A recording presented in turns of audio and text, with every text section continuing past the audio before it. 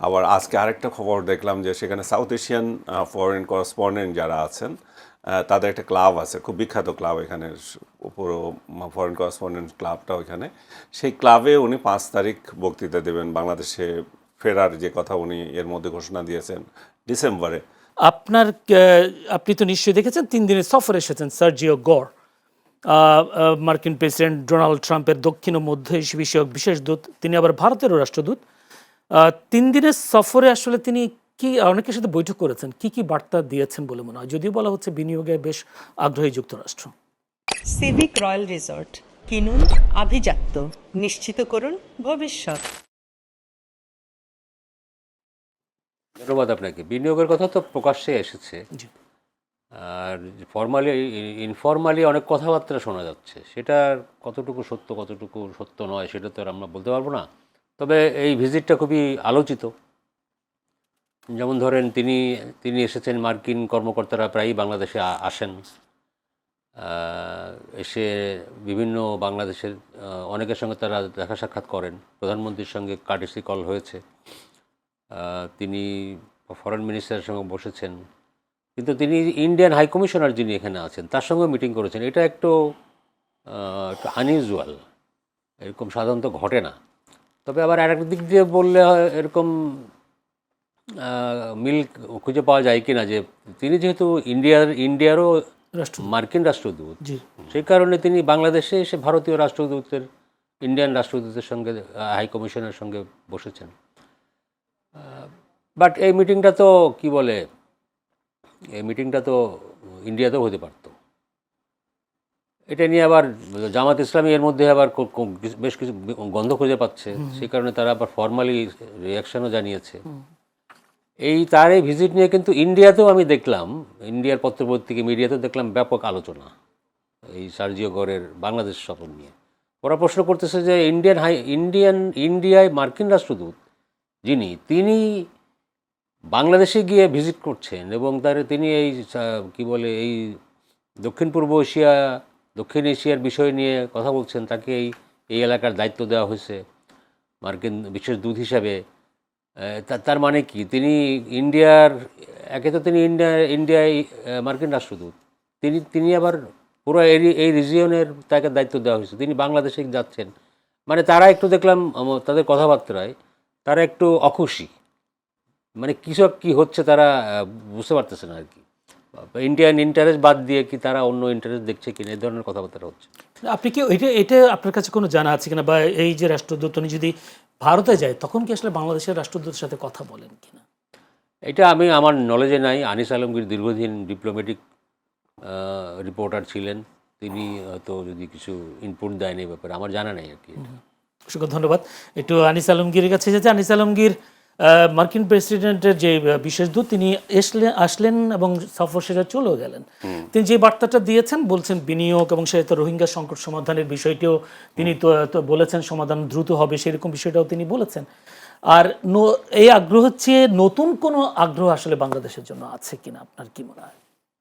ওনার ভিজিটটা তো সরকারি তরফ থেকে যেটা বলা হচ্ছে যে এটা একটা ইন্ট্রোডাকশন, যেহেতু উনি এখানে আছেন এবং সাউথ এশিয়া রিজনের এবং এই দায়িত্বে আছেন তিনি, বাংলাদেশি তার কাউন্টার পার্ট অন্যান্যদের সাথে দেখা করে গেলেন এবং সর্বোচ্চ পর্যায়ে দেখা হলো প্রধানমন্ত্রীর সঙ্গে স্বয়ং।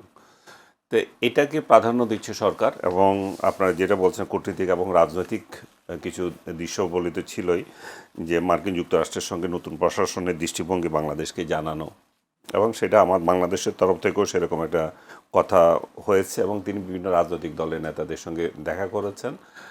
বিশেষ করে আলোচনা হচ্ছে উনি আওয়ামী লীগের কয়েকজন নেতার সঙ্গে দেখা করেছেন বলে শোনা যাচ্ছে। এটা আমি বাংলাদেশি মিডিয়া এটা খুব কনক্রিট কেউ কোনো রেজাল্ট দিতে পারছে না, বাট বলছে যে প্রধানমন্ত্রীর সঙ্গে দেখা করার আগে উনি সাবের হোসেন সহ কয়েকজন আওয়ামী লীগ নেতার সঙ্গে বৈঠক করেছেন, এবং উনি বাংলাদেশিদের তরফ থেকে তাকে যে নৈশভোজের আমন্ত্রণ জানানো হয়েছিল সেই নৈশভোজে অংশ নেন নাই। উনি আবার বাংলাদেশের ফরেন মিনিস্টারের সাথে দেখা করার আগে ভারতীয় হাই কমিশনার যিনি এখানে আছেন ত্রিবেদী, ওনার সঙ্গে দেখা করেছেন। ত্রিবেদী আবার শুনতে পাচ্ছি, এটা আমি কনফার্ম হয়নি এখনও, আবার নাকি দিল্লিতে যাচ্ছেন। সো এবং এর মধ্যে উনি যখন এসছেন বাংলাদেশে তখন আবার ভারতের সংসদীয় কমিটি, পররাষ্ট্র বিষয়ক সংসদীয় কমিটি তাদের রিপোর্ট পেশ করেছে, সেখানে শেখ হাসিনা রাজনীতি করা না করা নিয়ে এক ধরনের হালকা নিষেধাজ্ঞা টাইপ কথাবার্তা শোনা যাচ্ছে, যদিও এর পুরোটা রিপোর্ট যদি পড়েন সেরকম কোনো নিষেধাজ্ঞা আসলে নাই। শেখ হাসিনা তার মতো করেই কথা বলছেন। আর উনি যে বিদেশে বসে রাজনীতি বলতে যেটা বোঝায়, সেই অর্থে তো উনি মানে না মুক্ত হয়ে কোনো দিচ্ছেন না, উনি সিকিউর আছেন। ওনাকে আজকেও দেখলাম সর্বোচ্চ পর্যায়ে সিকিউরিটি তাকে দেওয়া হয়েছে বাংলাদেশের সাবেক প্রধানমন্ত্রী হিসাবে, এবং এরকম বলে যে অন্য কোনো নেতা কখনো এরকম পান নাই। আবার আজকে আরেকটা খবর দেখলাম যে সেখানে সাউথ এশিয়ান ফরেন করেসপন্ডেন্ট যারা আছেন তাদের একটা ক্লাব আছে, খুব বিখ্যাত ক্লাব এখানে, পুরো ফরেন করেসপন্ডেন্ট ক্লাবটা ওইখানে। সেই ক্লাবে উনি 5 তারিখ বক্তৃতা দেবেন, বাংলাদেশে ফেরার যে কথা উনি এর মধ্যে ঘোষণা দিয়েছেন ডিসেম্বরে। তার আগে এই বৈঠকে উনি উনি ভার্চুয়ালি অংশ নেবেন। সো ভার্চুয়ালি তার অংশ নেওয়া, এখানে কি এফিআর হবেন কিনা আমি জানি না, মানে ফেস দেখাবেন কিনা জানি না। এই পর্যন্ত উনি যতগুলো বৈঠকে এই ধরনের করেছেন সেখানে ফেস দেখান নাই। সো আমি জানি না, যদি ফেস দেখান, যদি এদের সাথে সরাসরি কথা বলেন, তাহলে সেটা আরেকটা অধ্যায় হবে যে ওইখানে নানাজন অংশ নেবে, বেশিরভাগই বাংলাদেশি এক্সপার্টরাই অংশ নেবে, এবং সাকিব আল হাসানও সেখানে অংশ নেবেন বলে প্রচারিত হচ্ছে। এখন জানি না 5 তারিখে কি হয়। তো সার্বিকভাবে ওনার আসার যে ঘোষণা, এটাকে অনেকে আবার এটা লিঙ্ক আপ করছে সাজ্জিগরের সাথে। হ্যাঁ, যে এই শেখ হাসিনার আসার ঘোষণা, উনি আসলেন, উনি কি রাজনৈতিক দলগুলোর সাথে দেখা করছেন, যখন সেখানে কি আওয়ামী লীগের সঙ্গে একটা নেগোসিয়েশনের সম্ভাবনা আছে কি না, স্পেকুলেশন সবগুলো। সেটা আওয়ামী লীগের তরফ থেকেও এটা কোনো ক্লিয়ার না, কোনো বক্তব্য ওইভাবে আসে নেই, সরকারি তরফ থেকেও আসে নাই, সো এবং আমেরিকান তরফ থেকেও আসে নাই। সো আসলে কি হচ্ছে, একটা ধূম্রজাল আছে এখানে, কিন্তু কোনটা কতটুকু কিভাবে আগাবে সেটা এখনো ক্লিয়ার না।